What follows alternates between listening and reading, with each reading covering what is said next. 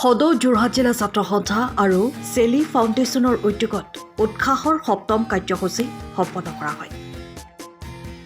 প্ৰাথমিক বিদ্যালয়সমূহৰ ছাত্ৰ ছাত্ৰীৰ শৈক্ষিক উত্তৰণৰ বাবে বিদ্যালয়ৰ ছাত্ৰ ছাত্ৰীসকলক উৎসাহ কাৰ্যসূচীৰ জৰিয়তে বিভিন্ন ধৰণৰ শৈক্ষিক সামগ্ৰী বিতৰণ কৰি আহিছে সংগঠনটোৱে।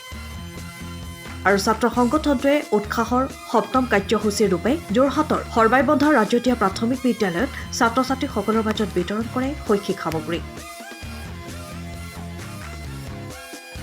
উক্ত কাৰ্যসূচীত যোৰহাট জিলাৰ আৰক্ষী অধীক্ষক শুভ্ৰজ্যোতি বৰাৰ লগতে যোৰহাট জিলা ছাত্ৰ সন্থা আৰু চেলি ফাউণ্ডেশ্যনৰ বিষয়ববীয়াসকল উপস্থিত থাকে। উল্লেখ্য যে প্ৰতিটো সপ্তাহতে বেলেগ বেলেগ প্ৰাথমিক বিদ্যালয়সমূহত এই কাৰ্যসূচী ৰূপায়ণ কৰা হ'ব বুলি সংগঠনৰ কৰ্মীসকলে জানিবলৈ দিয়ে। সদৌ যোৰহাট জিলা ছাত্ৰ সন্থা আৰু চেলি ফাউণ্ডেশ্যনে আমি এটি বিশেষ প্ৰকল্প হাতত লৈছিলোঁ। সেই প্ৰকল্পটোৰ নাম হৈছে উৎসাহ।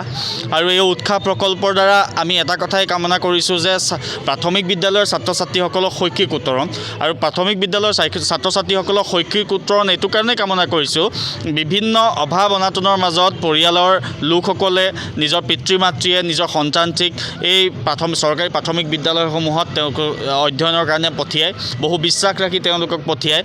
আমিও কামনা কৰিছোঁ তেওঁলোক অনাগত দিনত ভাল বাটেৰে তেওঁলোকে বাট বুলিব লাগিব, ভাল মানুহ হ'ব লাগিব।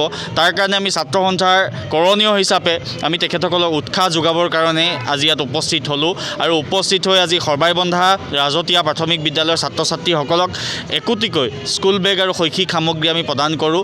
আৰু এই কাৰ্যসূচীত সন্মানীয় যোৰহাট জিলাৰ আৰক্ষী অধীক্ষক শুভ্ৰজ্যোতি বৰা ডাঙৰীয়া উপস্থিত থাকে আৰু তেখেতেও ছাত্ৰ ছাত্ৰীসকলক উৎসাহ প্ৰদান কৰে।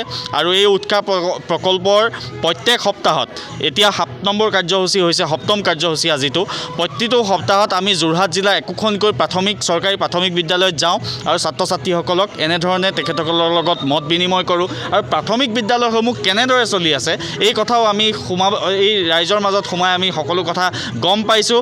আৰু সকলোবিলাক লৈ যেতিয়া আমি আটাইখিনি আমি স্কুল যেতিয়া গৈ আমাৰ সমাপ্ত হ'ব, তাৰ পাছত ইয়াক লৈ প্ৰতিবেদন চৰকাৰৰ ওচৰত দাখিল কৰিম যে আমাৰ অনুষ্ঠানবিলাক যি প্ৰাথমিক বিদ্যালয়, এই প্ৰাথমিক বিদ্যালয় কেনেধৰণে চলি আছে, কি প্ৰয়োজনীয়তা আছে, কি অভাৱ আছে, কি সমস্যা আছে, এই সকলোবিলাক যাতে আমি দাঙি ধৰিব পাৰোঁ, তাৰ কাৰণেও এই কাৰ্যসূচী গ্ৰহণ কৰা হৈছে। সময়ৰ খবৰ সময়ত পাবলৈ ফ'ল' কৰক টাইম অফ আছাম।